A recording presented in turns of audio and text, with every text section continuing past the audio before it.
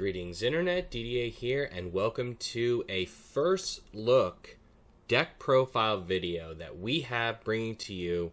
The set Jump to Lightspeed for Star Wars Unlimited has just released, and everyone is clamoring about updating their old Set 3 decks into the new meta, into this Set 3 Jump to Lightspeed meta. No one really knows what the new meta is going to look like. But we can rest assured, we can say that the space arena is going to be very important in the new set of Star Wars Unlimited. So the first deck that I wanted to take a look at and update into the new set was my Mandalorian Double Yellow. I came out with a Mandalorian Double Yellow list late in set 3, and I wanted to update this list because I've been really tinkering with possible combos that this deck has. Originally, when I updated the list for set 4, I didn't focus on pilots that much. More recently, I have more focused on pilots. The first card I want to talk about to really kind of come home to talk about how we're going to update this deck into set 4 is the new Millennium Falcon card. The new Millennium Falcon card is one of the greatest 3-drop units that Heroism got in the new set, in combination with the R2 pilot. The combination of these two cards put together make it so Millennium Falcon can just be a monster card in the mid to early game, even into the late game. For example, if you were to R2 the Millennium Falcon and then use Han Solo, like let's say you drop Falcon turn 2, you R2'd it for 0, or even waited until next turn because R2 costs 0. You R2'd it for 0, and then next turn you Han piloted, instantly attack with Millennium Falcon into the base. That's 8 damage. That's 8 damage turn 3. Incredible. Plus, with the new R2, you can have up to 3 pilots. Since the new Millennium Falcon says you can have 1 additional pilot on it, the R2 says you can have 1 additional pilot. I'm assuming those stack. There's nothing that leads me to believe that they wouldn't stack. So just crazy. You can have 3 pilots on there. So because of those combos, I started to realize that the piloting of this deck is much stronger than I originally thought. And for that reason, I decided to add in Shuttle Tydirium into the deck for a couple of reasons. One, because I wanted another 3-drop ship that wasn't going to tax me like the Set 1 Millennium Falcon is. You can see that we still run 2 copies of the Set 1 Millennium Falcon. I think they're really important. This is a low-to-the-ground deck. You need those Falcons to be able to push in. So if you're kind of asking, oh, can I get away with not getting those Set 1 Falcons until they rotate out next year? Probably not, because this is a low-to-the-ground deck. You are going to want to push in, and there's no better card, no better aggressive card for pushing in than that ready Millennium Falcon. But back to the Shuttle Tydirium, the reason we added this in is because this is a transport, and the new super heavy ion cannon card that came out really interests me because it's gonna...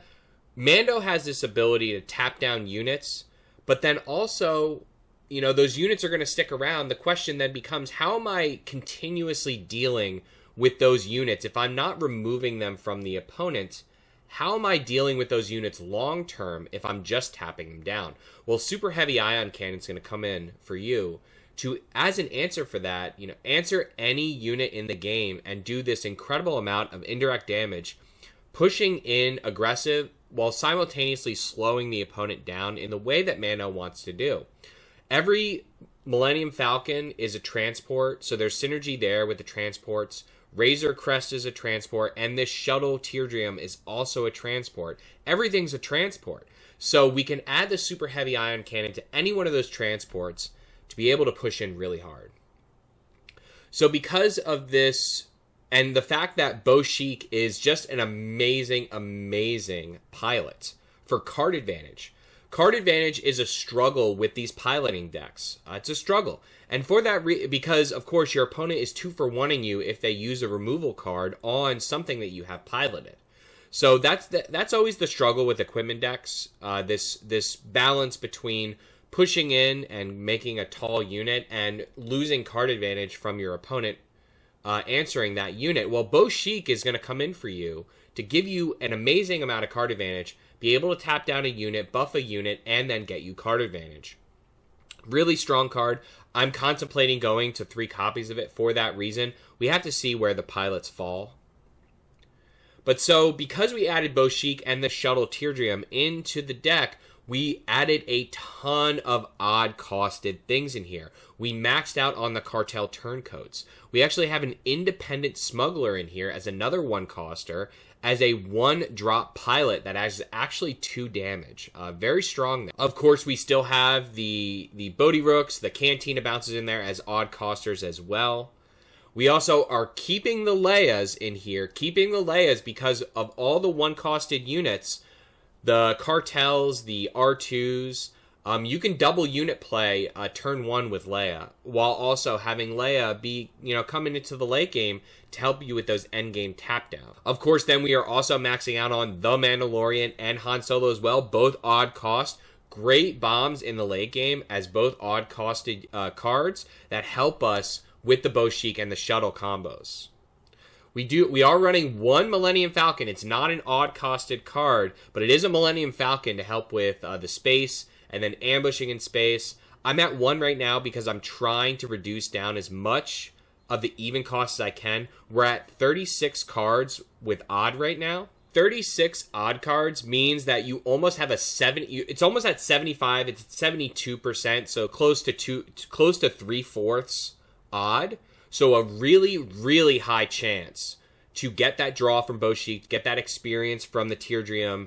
And we are honestly, I think this deck is excellent. The new Razor Crest is, of course, amazing to help you bounce units. Now, it is only when you play a pilot on the Razor Crest do you get the bounce. So that's why I'm only at 2 right now, because you're only going to, that's a great combo with R2, but once you play your first pilot on it, it's not like you can keep stacking pilots.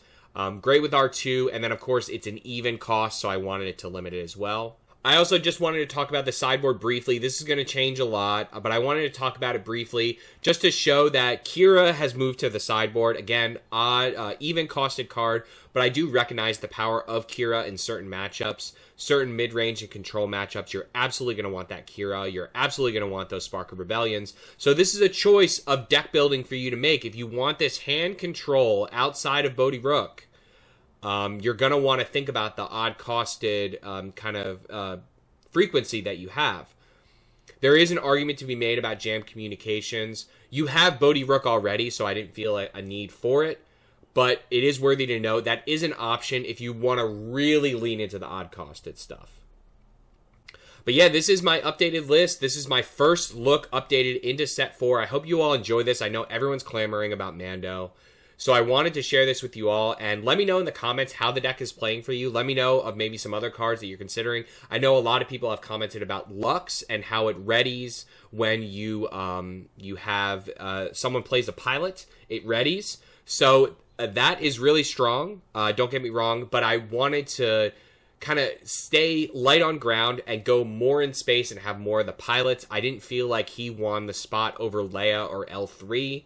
But keep that in mind. There is potential there, maybe in a different Mando build. But if you like this video, please hit that like button. But we're going to be coming out with a lot more of these first look videos, first look of these deck profile videos going into set 4. So if you want to see new and updated decks, we're going to be coming out with a ton of them. Please hit that like and subscribe button, and stay tuned for way more deck profile videos moving into set 4 Jump to Lightspeed. Thanks for joining us.